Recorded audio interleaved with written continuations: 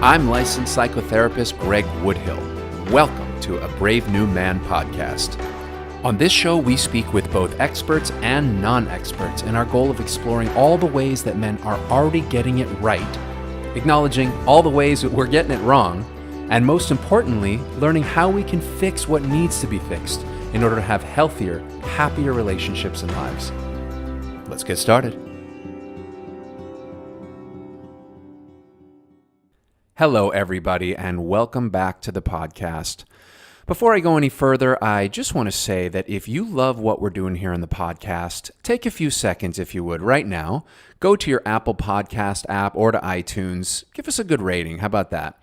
Leave us some feedback. Let us know what you love about the show so we can make sure to keep bringing it to you, and it'll bring a smile to our face. If you hate what we're doing, then just feel free to do nothing at all. Okay, moving forward. So we're back here today with part 2 of our interview with Stefanos Sifandos, who is a transformational coach. He works with men to bring out the masculine energy inside of them. And what really surprised me about part 1 of this interview is when I asked Steph about masculinity and if he could describe that to us, he did so, but he really took it to so much more of a global level. Not only are we being good men and how to be great men, because he definitely talked about that, but also are we being good people? Are we being good stewards of humanity? Are we thinking about those that came before us, those that are around us today, and those that come tens, hundreds, thousands of years after us? Are we thinking globally, and are we opening our hearts to other people? That to me was a huge and important aspect of the first part of our conversation with Steph.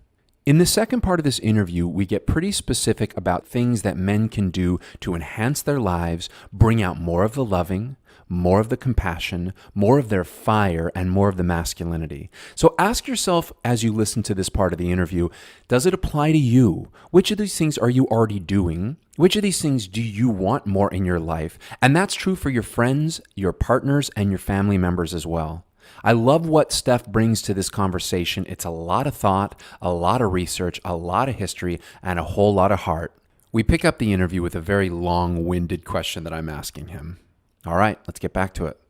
There has to be a place inside that says, I can't live like this any longer. This is not sustainable for me. Yeah. I said in my pilot episode that some of the most hurtful things that anyone has ever said to me about me has led to the greatest change. And what I did, and this is part of the gauntlet I throw down to people who are listening, is I ran it through my own CPU in my head and asked myself, where's the truth in what this person just said? And in other words, it was through that relationship, like you're saying, that I was able to grow and not be so, the word I use is fragile, that if, like I said, it hurt, but I was able to take it in and say, how can I use this? What do I agree with? What do I not agree with? And how do I move forward with it? Because I know, like you said, we are relational creatures.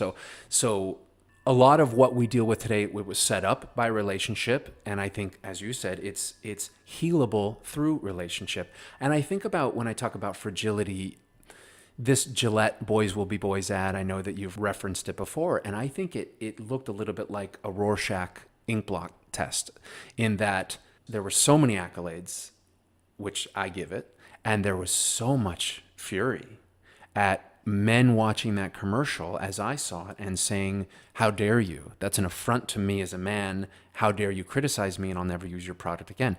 What did you feel and what did you see during that commercial that was basically saying, we're getting some things right, we're getting some things wrong, and why don't we continue to move that needle toward a more loving, healthy masculinity? Yeah, perspective is everything, and so you can see it in so many different ways. How I saw it was from multiple angles. I saw the beast that is marketing and the profit model wanting to, because any publicity is good publicity. Mm-hmm. And I'm sure there was some level of awareness when they were putting that advert together. So I see it from that perspective. I see it from the perspective of, men are amazing creatures and we've got many things right. And there's a few other things that we need to get right as well. And then I saw it from the other perspective too, that why are you demonizing all men? Speaking about toxic masculinity. And that's the problem with the term of toxic masculinity. We spend so much time on that actual term. And what proponents against that term are saying is that you're creating this blanket statement, I don't know what the fuck I'm trying to say. Basically, every man is toxic, essentially. And that's very much not true because, yes, toxic femininity exists as well. we need to get away. If the term is bugging people and we can't actually get to the root cause of how people, individuals and groups are behaving, then let's just get rid of the term. Just forget about toxic masculinity and just call it unhealthy behavior. Essentially, toxic behavior is behavior that is extreme, compounded over a long period of time, that's entrenched in our persona or our character expression, that doesn't serve others, that it causes harm to others and ultimately causes harm to ourselves. That's what toxic behavior is. It's not, I mean, that's a very simple definition of it. It's not anything complex. And so we have to move away from the term and actually look at, as men, who do we want to be? Who have we been? Can we take ownership for who we've been as men at a collective level and an individual level that's been influenced by systemic societal constructs and that has been influenced by the familial dynamic and our own interpretations of the world and all of that? And this is just basic growth 101. Just look at yourself, carry self-awareness, move into states of self-realization, move into deeper states of self-actualization and start being that in the world. And so I just want to get away from the term toxic masculinity because it people get upset about it, men, women, everyone. Sure. And it's like, okay, just let's not talk about that then. Yeah. Let's not focus on that term and let's just focus on who are we? Can we improve? Can we evolve ourselves? Yeah. Can we go back to maybe engaging in practices that are healthier and more connected? And if not, then where can we also celebrate, as positive psychology would look at as well, can we celebrate our virtues and celebrate our strengths, because we have many of them. Yep. And we have to understand that we're all in this together. You can't, heads and tails on a coin. Mm-hmm. You can't remove one of the sides, and it's always going to be there. Yes. And so we can't remove masculinity. It doesn't work. Mm-hmm. We have to redefine or define healthy masculinity, and we need to do the same for femininity as well. Yes. It works both ways. Part of healthy masculinity, as you see it and you teach it, is, and I'm really just underscoring something you've already said here, looking inside, metaphorically, asking ourselves, are there ways that I act that I see are harmful to myself or others? Am I thinking inclusively of other people, including people who haven't even been born yet, and what impact I can have on them? Am I being kind, loving? Am I moving toward things that I consider virtuous? Or am I acting in ways, I guess, as I said a moment ago, that I consider harmful, and what can I do about it? And I want to make a change. Is that the core of where you would point people in their very beginning of their journey of, how do I bring forward more of what I want in my life as a man? That's a big part of it. And the question to ask initially for me is, conduct a life audit. Conduct a life audit on who you've been, how you think others would perceive you, how you perceive yourself as a man.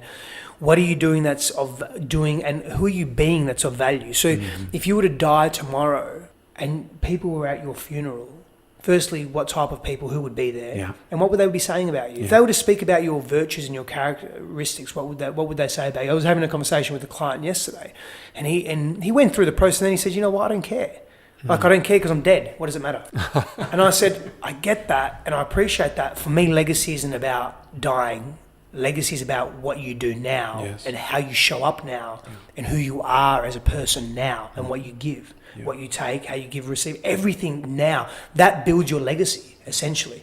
And so what do you want people to say about you now? Not because you're codependent on them and you're attached to what they think about you. It's because what type of person do you want to be in the world? Yes. How do you want to express that when you lay your head down in the evening, you feel fulfilled? Yeah. You carried yourself throughout the day with meaning. Yes. You carried substance in your actions and in your posturing and the way you treated others and treated yourself. That self-reflection, that's a big part for me. That daily, regular self-reflection is a big part of healthy sentience, but healthy masculinity in particular. So it keeps us in check. Yes, asking yourself those questions, and the thing that I hear you say is taking other people's reflection of you as a reflection, not the reflection, but as one. As an opportunity, as an opportunity to grow. And when I say it keeps us in check, it's not that we're inherently bad or evil and we've got to control the beast.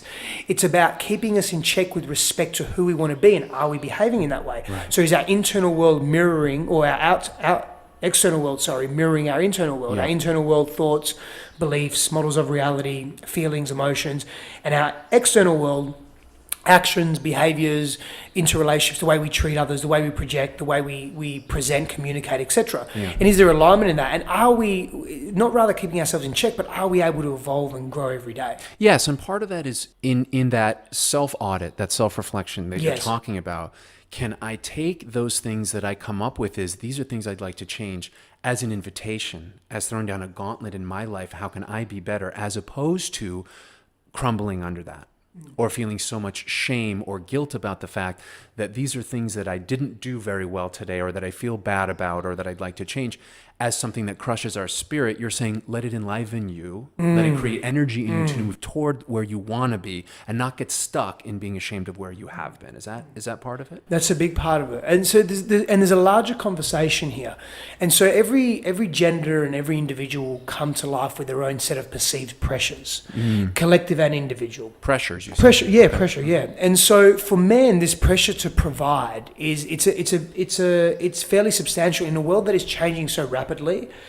In a world that is highly globalized and access to resources is somewhat plentiful and somewhat limited. Yes. This insurgence of women now coming into the workforce as well, more so than ever before. Yeah. A man's role is there's blurry lines there. There's really blurry lines there, and so this pressure that we feel to provide, or this pressure that we feel to know everything and do so much in the world, and be identified by our actions, be identified by how others perceive us, but in an egoic way, be identified by our status and material possessions and the level of wealth that we attain, it requires a lot of energy output. And so very few men have this capacity to look after their health, to carry physical prowess. Very few men have the energy, the patience, or the know-how to actually just reflect. Just literally reflect 5-10 minutes every day and say, who have I been today? Yes. And am I happy with that person? Let me repeat that. Who have I been today, and am I happy with that person? That's a daily reflection people can do. I love that. Yeah. Beautiful. Very simple too. My point is, though, we feel so much pressure that all we want to do is numb and isolate. Yeah. Now, I'm not at TV, alcohol, workaholism, distractions, excessive fun and play. Not that there's anything wrong with fun and play. Sure. Fun and play is necessary. But when it's done unconsciously and it's not deliberate, and it's done with an intention of avoidance, that's dangerous, because we're not really addressing any core wounding or pains or fears that are driving our behavior in the world. Sure. And I'm not blaming society. I'm not blaming our socioeconomic model. I'm not blaming anyone. I'm saying that one of the key tenets and principles and pillars of healthy masculinity is ownership, responsibility, and deep self-reflection. And we all have that opportunity to do that, and it's a choice. Yes. It is a choice at the end of the day, literally and figuratively. It is. And it needs to be something that we want to do, because we perceive the value in it. Yes. So that comes from the inside, the desire that It's an internal job. Say again? It's an internal job. It's an internal job, yeah. So that desire has to be there in order for someone to really, to do that sort of check-in at the end of every day or at the beginning of every day. It's an internal job. I love the way you said it. So when you talk about distractions, for a lot of men I know that show up in my office, and I know that you've worked with people with this issue as well, it's pornography. Yeah. So it's a mixed bag. It's a lot of different things. One of the many things is an escape. And I also think it's an attempt at expression of something that many times becomes cyclical and becomes more damaging and creating more harm than what it is that they're trying to alleviate. And it's not a nutshell question I'm about to ask you, but I guess I'm putting you on the spot as far as synthesizing. Do you see, with technology the way it is now, and having a high-speed computer in our pocket, like we were talking about earlier, almost everything in life is being made easier, and a lot of that is a benefit, and a lot of that is a detriment, where we do get complacent and we do get lazy. How does pornography, as you see it, affect men that you work with in any way, positively or negatively, or both? I'll answer that question very directly, but first I want to stimulate your imagination for a moment. Yes. You've probably seen. Are you a like a sci-fi fan? Sometimes yes, sometimes no, but I'm up for it. Yes. Okay, so I've seen some amazing replicas of basically artificial intelligence Sure. in a human body that Yep. looks so made to order, Shockingly men and real. women. Yep. Incredible. I've seen it. We couple that with VR and AR in the next 10 to 15 years. Yeah. People won't need other people to think that they are being engaged in intimacy. Yes. This is potentially where we're going. Yes. And so there's this disconnection happening. I mean, we look at it, we're so connected on our phones, yet Yes. so disconnected. Yes. You get on a train or a bus or public transport or even out at a restaurant and you see so many people just like this. Staring at their phones. I see it all the time. With other people. Yep. So Yep. disconnected. And so pornography, I mean, it's a loaded question. And I know this is an area that you focus on massively as well. Mm-hmm. And so what I'm witnessing in men that are coming to me saying, I have pornography addictions, essentially they're wanting to be seen. They're pursuing intimacy. They want to see others. And it's all about how they're giving and receiving love. Yeah. And they're scared to be rejected. They're scared to be humiliated by a real person. Yes. That's why one of the reasons why prostitution is so prevalent, it is popular. Yes. Prostitution exists, it's existed for thousands of years. It's said to be the oldest profession. Yes, sure. Because in that space, there actually really isn't judgment. And rejection and humiliation. That's right. And someone can go there and be seen and be completely open. So pornography serves the same, it stimulates the same senses within, the same sense of self of, I feel safe enough just to be me. I can do whatever I want here. And also men associate ejaculation with intimacy and love. Yes. I really think there's an unconscious association that's made there, and what's happening neurochemically in the brain as well when we ejaculate. Certainly. And so it's just easy. Yes. It's just easy, and there's no hassle. That's right. There's no downside.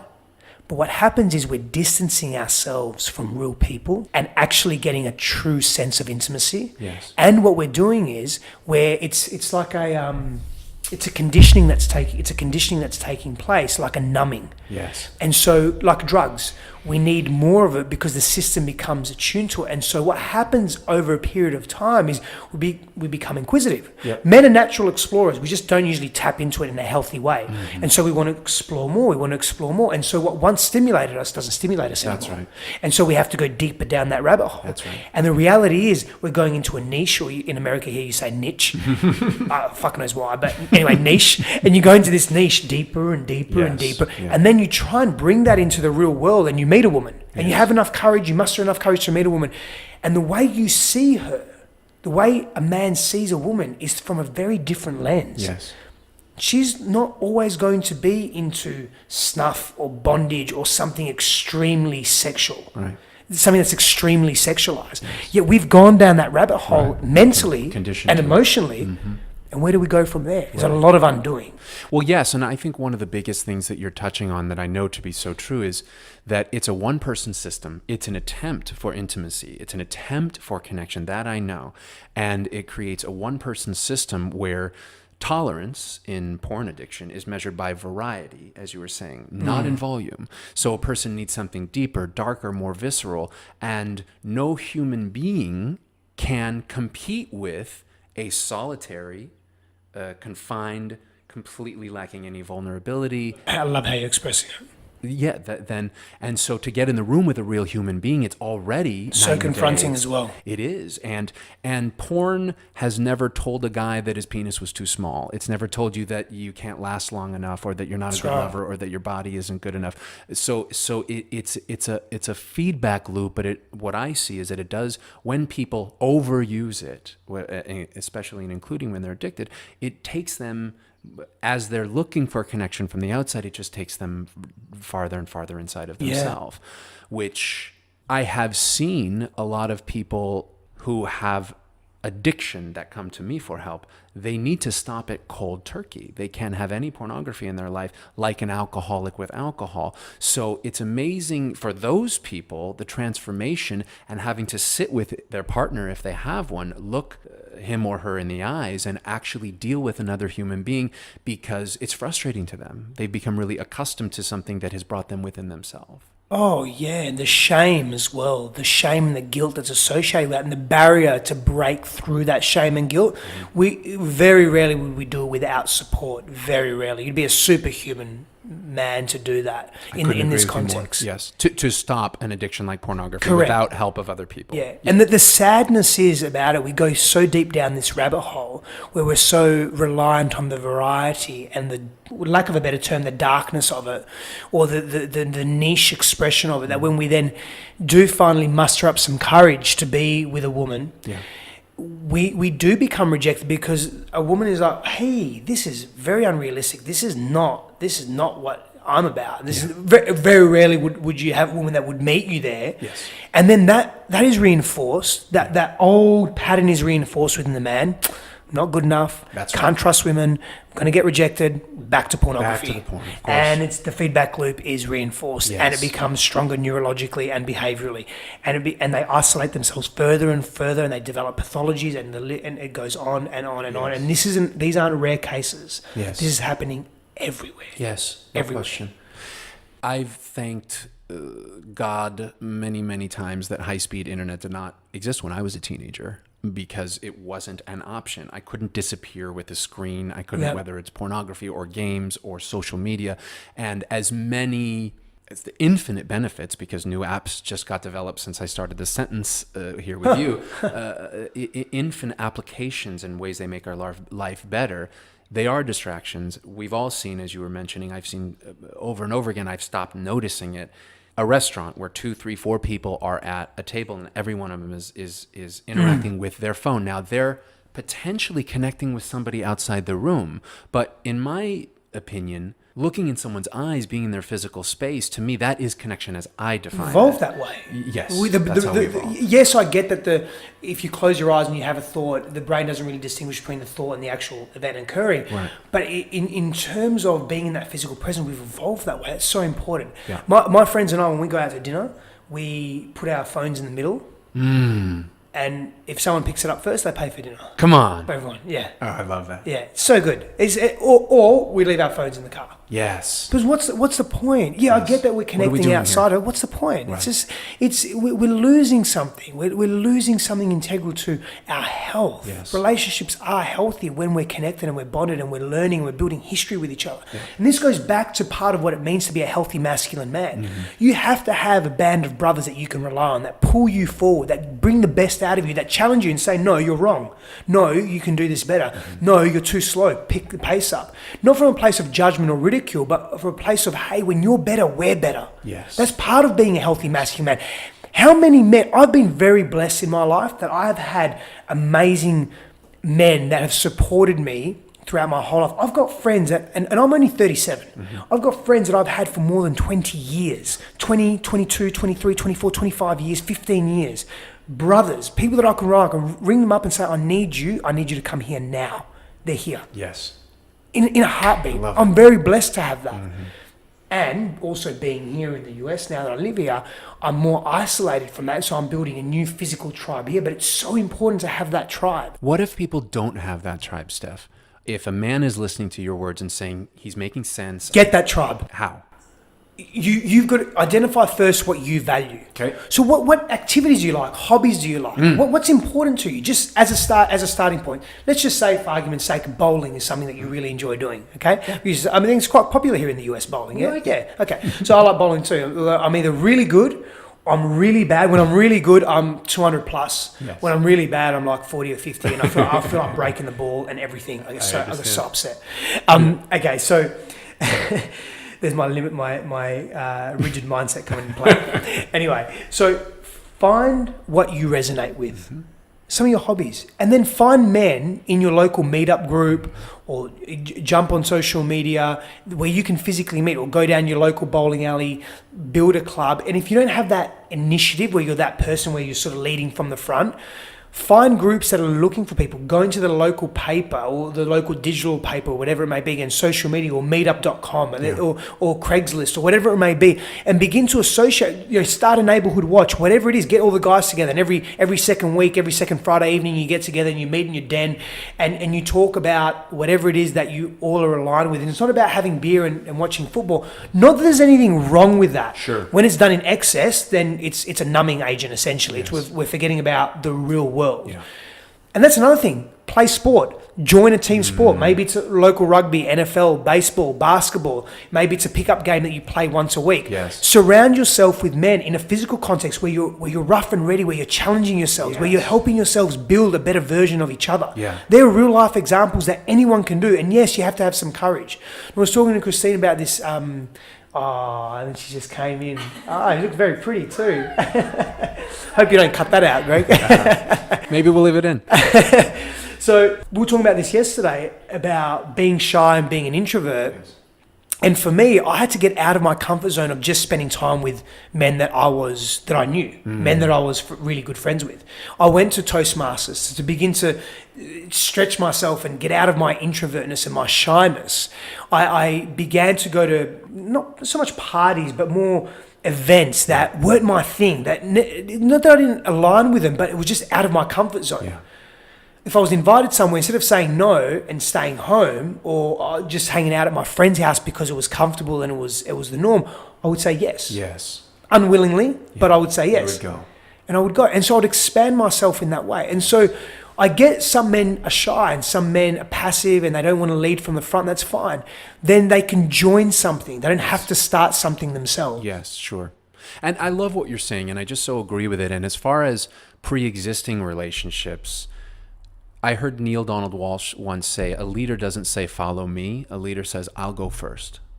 And so if you are in relationships, one of the things I've said to a lot of men I know, and you want it to change, can you be the instrument of that change? Can you say to your buddy who you guys never talk about deep, meaningful things, can you start that and say, hey, there's something going on right now I'd love to talk to you about? And can you change that relationship? Because you might face rejection.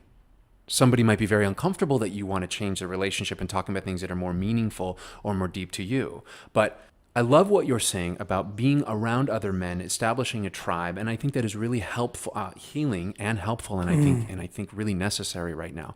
So, as we come to a close here, I want to ask a way, way, way too simplistic question.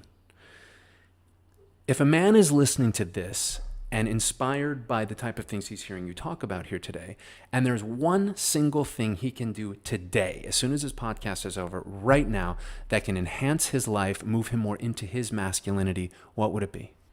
Get in the car, go somewhere where it's nature, whether it's a forest, or if you live very close to that, just don't get in the car, walk there, and just go spend a few hours in the forest, at the beach, wherever it may be. Connect to nature. Okay. Essentially, is connecting to yourself. Get out of the hustle and bustle. Get out of the busyness. Get out of the having to do. Just go be with nature. Just listen to the voice inside your head, and it can be really confronting, but just be with the peacefulness that nature offers. Beautiful. And I assume they leave the phone in the car if they do that, right? Yeah. Steph, I love the work that you do. It's really inspiring. Thanks, Thank you so much for sharing your wisdom with us here today. And how do people find you? Social media, my handles are Stefanos Sifandos, and you can jump on my website as well, stefanosifandos.com or stephsifandos.com. Okay, and on your website it has all the programs you do, both online and coaching-wise? Yes, absolutely. Okay, thanks again, my friend. Thank you, brother. Okay, so what now? What do we do with all of this amazing knowledge that Steph just dropped on us in this interview?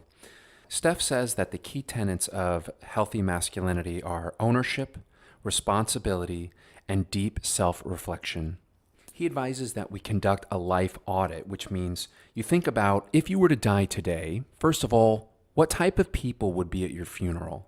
And what would they say about you and the way you lived? So what we're really talking about is, what type of person do I want to be right now? And am I living my life in such a way that other people would reflect that about me? He also says that a huge part of being in our healthy masculine is to take care of our physical body, which he calls our vessel. This is the thing that's going to allow us to move about the world and be the type of big, loving, driven person that we want to be. He recommends doing a daily self-reflection at night, and I really love this suggestion.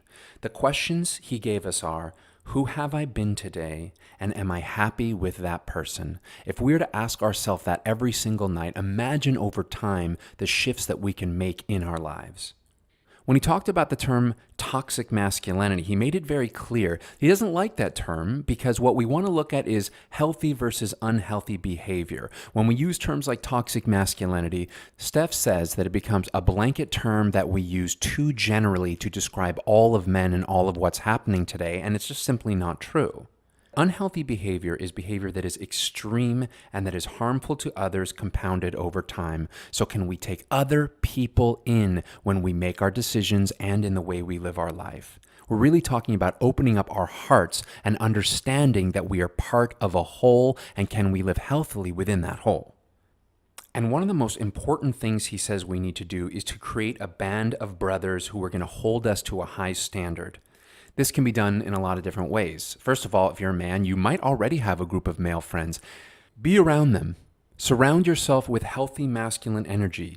If you don't have that, he suggests looking at what are your hobbies, finding groups like you, getting guys together to play sports, to talk, to do a neighborhood watch. Go on meetup.com, look for people who like to do the type of things you do, and start to build a brotherhood around yourself that will hold you to a healthy standard. He also says to get off of our phones. I agree with this so much. When we're with each other, can we look each other in the eyes, take each other in, and be in the physical presence of the people that we love and the people that inspire us?